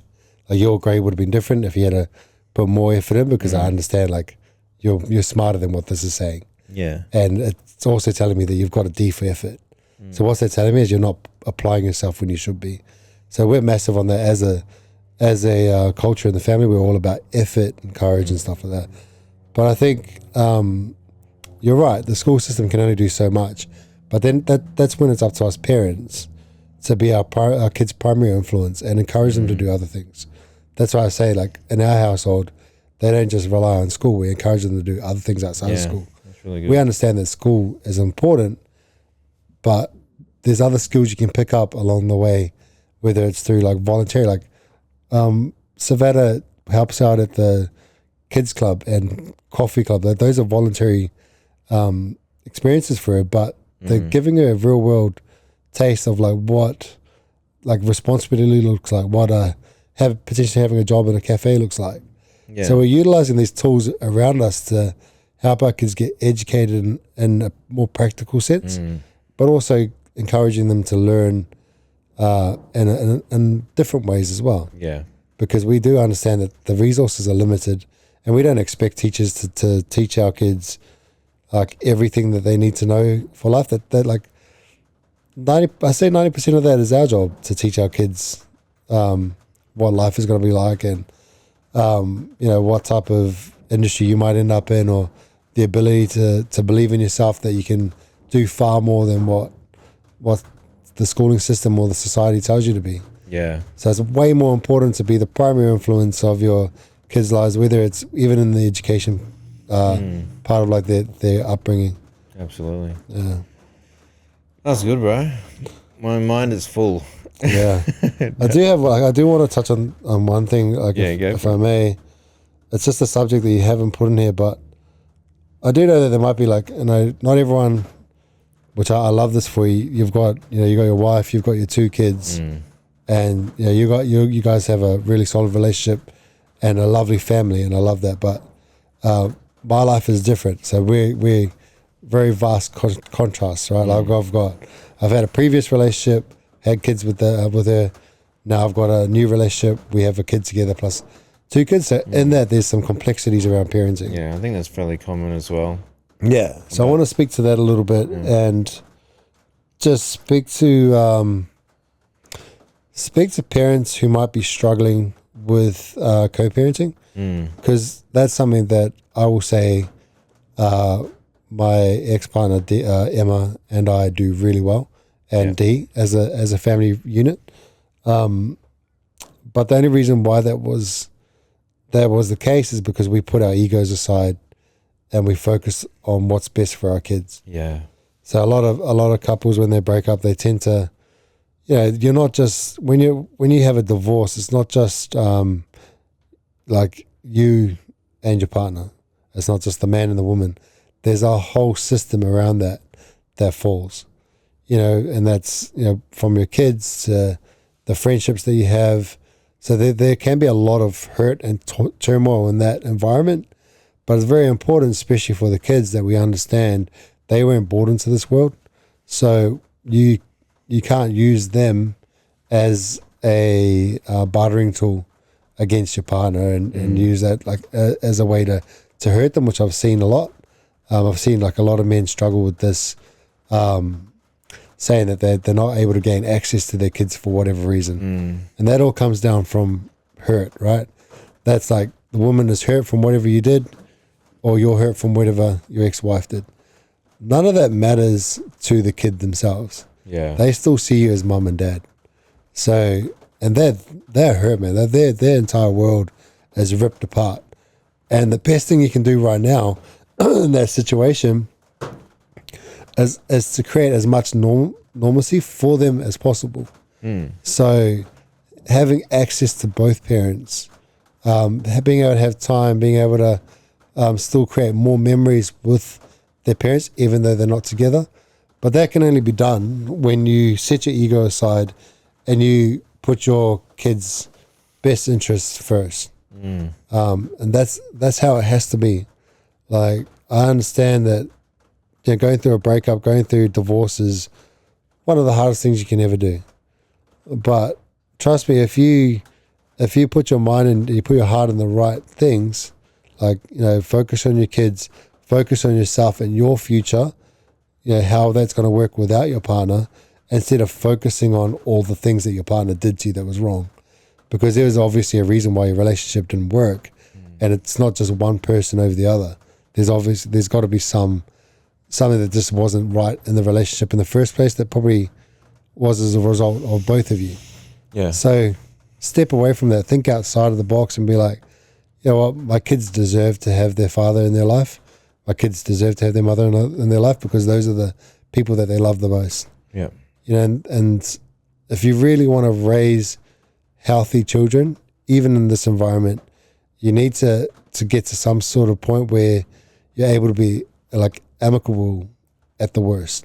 But there's nothing stopping you from building a relationship where you're able to still, be able to like have a friendship or something. I know it's hard and it sounds weird when you're first going through it, but it's so important that you realize that you have to at least be amicable so that your kids have like as best of a childhood as they can, because if you don't, then all they see you guys is fighting every time you guys meet up, or you're stopping your partner from seeing your kids.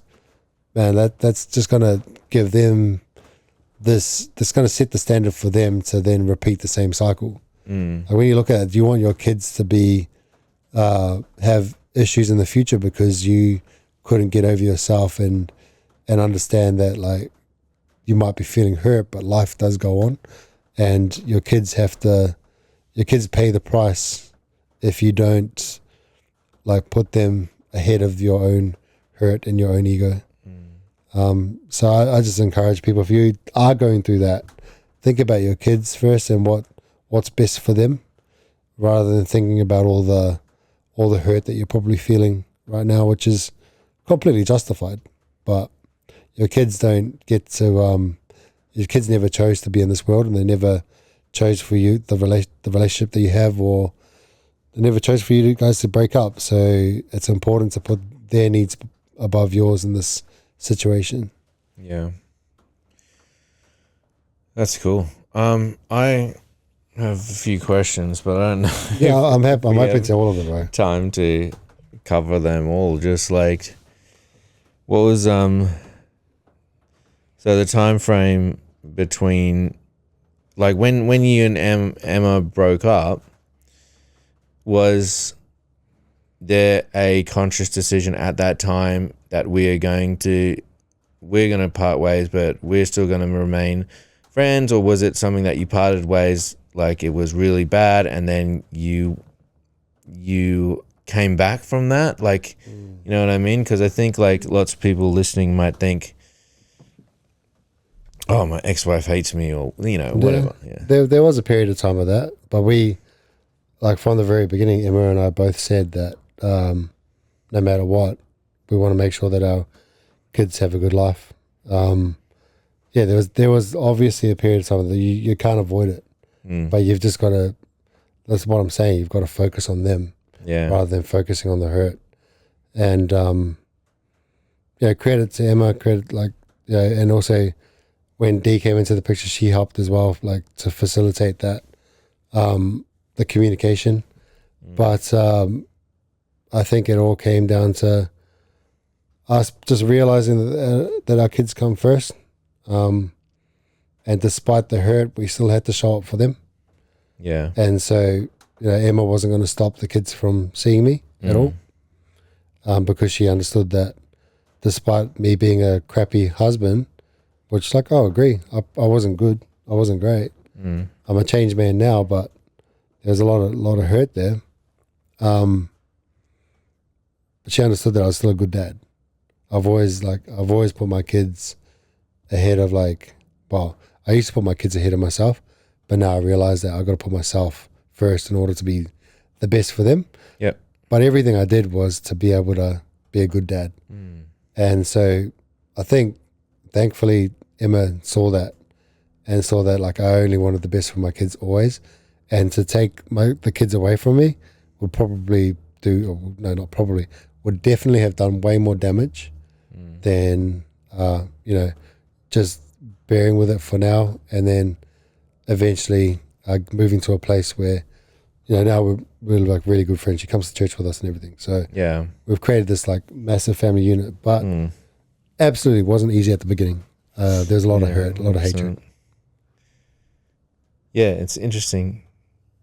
When people get divorced and one person, and they have that whole custody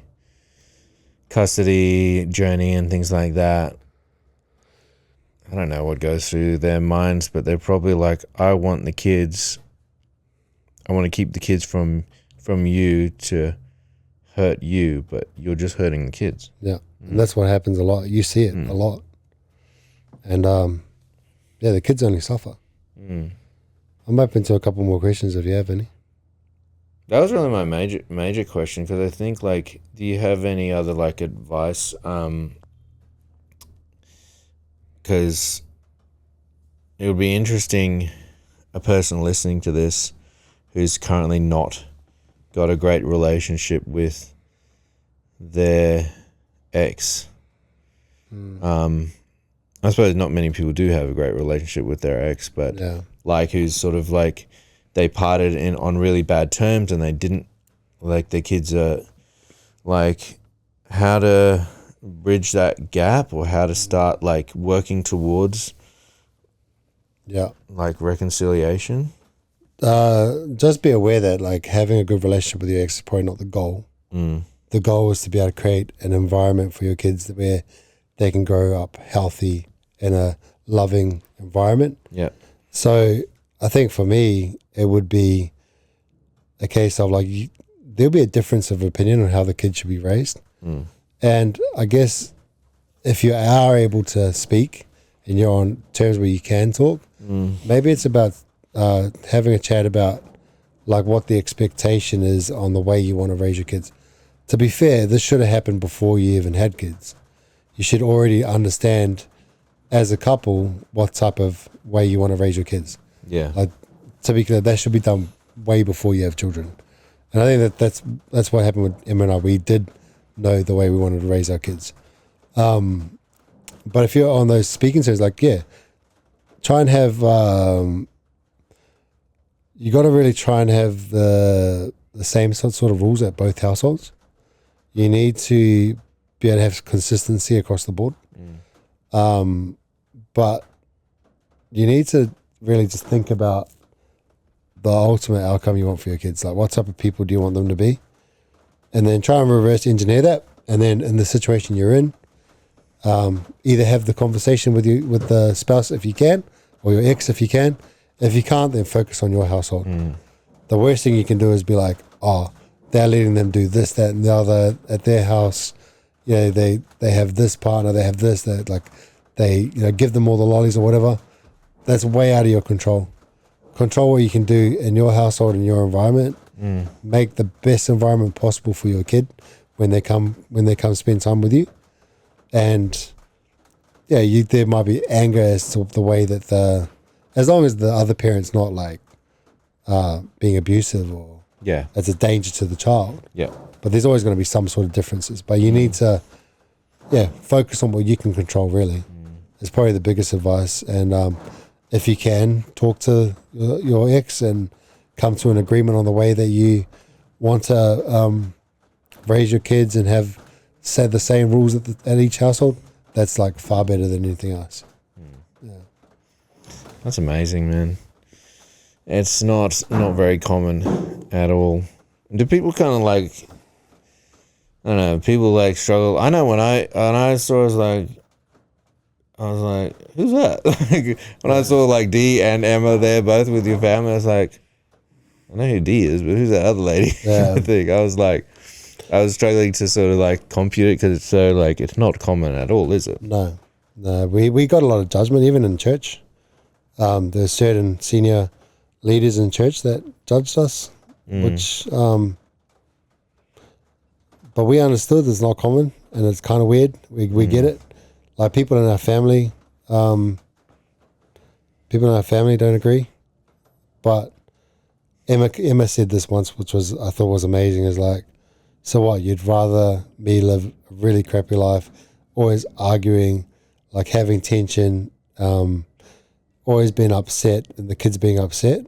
Like, that's the alternative you like to this? Like, just because this looks weird to you and, we have a good relationship, what you're telling me is the opposite. You'd rather me suffer, you'd rather the kids suffer and have a whole lot of hatred in my life. Like, you obviously don't want me to grow. You obviously don't want me to become a better person. You don't want the kids to have a great life, if that's the way you're thinking. And I stand by that. It's like, I'd rather this than not be able to see my kids, or hating Emma every second of the day, or worrying what she's doing with the kids. Like, I'd rather be able to be at peace knowing that our kids are getting the best of both worlds. Because, like, realistically, like, the way that Emma parents them isn't a whole lot different. There are differences. They maybe get a bit more, material things. They get to have more experiences because there's less of them with Emma. But at the same time, they get to experience different things with me, where, like, we go on adventures, like, we do a lot more sporty stuff, like, so they kind of get the best of both worlds. And man, like, if you were to ask my kids how they felt, they'd just say, like, they're happy, So yeah, it is. I mean, we do get weird looks and judgment, but man, it's only God's job to judge. Yeah, like, I don't care what anyone thinks. You could, like, run a seminar or something on this, bro. Maybe we should get Emma and D in one time to delve a bit deeper into what that looks like for people that may be interested in the topic. Yeah. But I just wanted to add that just because I know that not every family looks the same. No, definitely not. Like, there are different units of families and lots of divorce, and people aren't perfect. No. And when you get two imperfect people coming together, there's always going to be tension, and there's always going to be things that maybe can't be resolved and things like that. Yeah, I know, like, my, a bit about my upbringing. Like, my parents got separated when I was pretty young. Yeah. But they, it wasn't like, I didn't see my dad very often, but I never saw him very often, even when they were married, because he chose, like, a different, the way he raised. And when they got separated, I actually probably saw him more, because my mum was like, okay, if you can't just leave the kids with me and then come and go whenever you want. You actually have to be intentional now about seeing them, because this is not your home anymore, kind of thing. Yeah, right. So I probably saw him more, which is interesting. It still wasn't very often, like school holidays and that. But I didn't really, like, they did a really good job of me not noticing or not feeling any different. Yeah. I guess, to other kids. Like, other kids would say something like, why didn't your dad live with you? And, like, hey, he works overseas. I would just be, like, completely oblivious. Hey, he works overseas. That's his job. Yeah. And then I would never feel like, I used to feel like a bit like, oh, why are they judging me? Why are they asking me that question, kind of thing, or they'd laugh at me or whatever. But my mum and dad, they did a pretty good job of not letting that sort of affect me emotionally and mentally too much as well. Yeah, that's good, bro. And that's what you want. You want the kids to feel like eventually it's just, cool, it's just part of my story. It wasn't a detriment to me in the end. That's exactly what I think. It takes mature people to create that environment. And I'm not saying I was mature then. Like, I had a boy's mentality, but I've changed so much since. And Dee's been a big part of that. She's a rock star, bro. Like, what she's had to put up with and what she does, I mean, I'm super grateful. But it had to take a level of maturity to get to where we're at. Yeah. That's cool. Yeah. Well, you see it in your kids, man. Yeah, thanks. Appreciate that, bro. Oh, yeah. Kids used to ask me, why is your dad black and your mum white too sometimes? I always just used to get, you're too white to be brown, but you're too brown to be white. I never used to see my, obviously I had dark skin. I grew up, a lot of the time, we grew up in, country towns and that. Yeah. Well, just heaps of white people. But I never used to view myself any differently. Mm-hmm. And then one time I tried out for this, rugby league team. Yeah. Out near Beaudesert.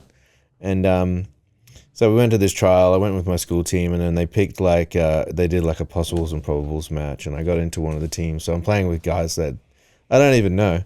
And they want me to, do a hit up or have a run. So, and they didn't know my name. So they go, hey, Darky, it's your run. I didn't know who they're speaking to, so I didn't run up. Yeah. They're like, well, what are you doing? Because I didn't go for the run. Someone else ended up taking it. And they're like, what are you doing? It's your run, Darky. And I'm like, oh, what are you talking to me? And I look around and it's like, oh yeah, I'm the only dark person here. There's that that level of racism that was accepted back then. Eh? Yeah, 100%. Yeah. But now you look at it as like the sport's dominated by Islanders. Yes. The white boys are like the what do you call it? Like the less common. Yeah, absolutely. I think that did we cover everything? Because man, that was a decent episode. We covered everything and more. We've been gone for 2 hours, bro. Oh, bro, that's a long one, bro. So sorry to the listeners. Hopefully you get some value from it. I think like a lot of good stuff came out of that. Yeah, for sure. Do you want to wrap us up? Yeah, bro. But no, I enjoyed that conversation there, so thanks a lot. Your kids are always watching, even when you don't think they are, even in the small moments, especially in the small moments. Do that again. What the hell? Even in the small moments, especially in the small moments. What doesn't make sense? Yeah. Just say especially in the small moments. Your kids are always watching, even when you don't think they are, especially in the small moments. They're watching how you respond when you're tired, when you're frustrated, when things don't go your way. They're learning what matters, what effort looks like, what discipline looks like, what faith looks like. Not from what you say, but from what you repeat. And here's the reality. You don't get to choose whether they copy you. You only get to choose what they copy. So this isn't about being perfect. It's about being intentional. It's about showing up daily, getting your reps in, living a way where if your kids follow it step by step, they'd build something strong. Because one day, the way they live, lead, speak, and respond to life will look a lot like you. So build a life worth copying, one rep at a time. That is your 1 rep max.